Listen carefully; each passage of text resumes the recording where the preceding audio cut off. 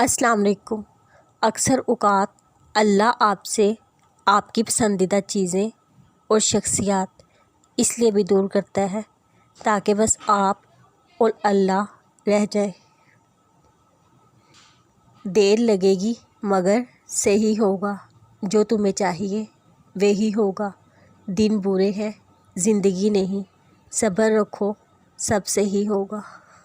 رسول اللہ صلی اللہ علیہ وسلم نے فرمایا، اللہ تعالیٰ فرماتے ہیں میرے ذکر کے لیے وقت نکالو، میں تمہارے کام میں برکت عطا کروں گا، ورنہ دنیاوی کاموں کی کثرت تم پر اس قدر مسلط کر دوں گا کہ تمہیں فرصت ہی نہ ہوگی اور سکون سے محروم رہو گے۔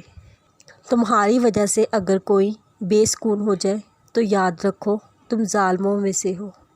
نصیب سے ضد کبھی نہیں لڑ سکتی، نصیب سے عاجزی لڑتی ہے۔ جب ہم اللہ کے احترام میں سر کو جھکا لیتے ہیں، جب ہم اس کی رضا کے لیے ریزہ ریزہ ہو کر مٹی مٹی ہو جاتے ہیں۔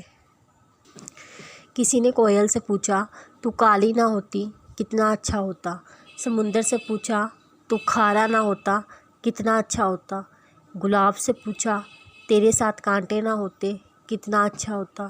پھر سب نے ایک ہی جواب دیا، اے انسان، تیرے اندر دوسروں کے عیب تلاش کرنے کی عادت نہ ہوتی تو کتنا اچھا ہوتا۔ جوان کا توبہ کرنا۔ حضرت محمد صلی اللہ علیہ وسلم نے فرمایا، جب ایک جوان انسان توبہ کرتا ہے تو مشرق سے مغرب تک کے قبرستانوں میں سے 40 دن تک عذاب ہٹا لیا جاتا ہے، اور آپ صلی اللہ علیہ وسلم نے فرمایا، اللہ اس کے چہرے کو روشن کرے۔ کسی کے برا کہہ دینے سے نہ ہم برے ہو جاتے ہیں نہ وہ اچھے۔ اپنی زبان سے ہر شخص اپنا ضعف دکھاتا ہے، دوسروں کو عکس نہیں۔ اپنے نصیب کے لکیروں سے خوش رہیں، کیونکہ کچھ لوگوں کو یہ لکیریں رکھنے والے ہاتھ نصیب نہیں ہوتے۔ ڈرو اس وقت سے جب آپ کے دیے گئے درد کو کوئی سہ کر خاموشی اختیار کر لے۔ رسول اللہ صلی اللہ علیہ وسلم نے ارشاد فرمایا، جس نے خواب میں مجھے دیکھا تو اس نے مجھے ہی دیکھا، کیونکہ شیطان میری صورت میں نہیں آ سکتا۔ آیت الکرسی کی فضیلت۔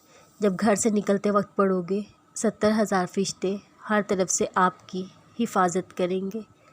جب گھر داخل ہوتے پڑھو گے تو آپ کے گھر سے محتاجی دور ہو جائے گی۔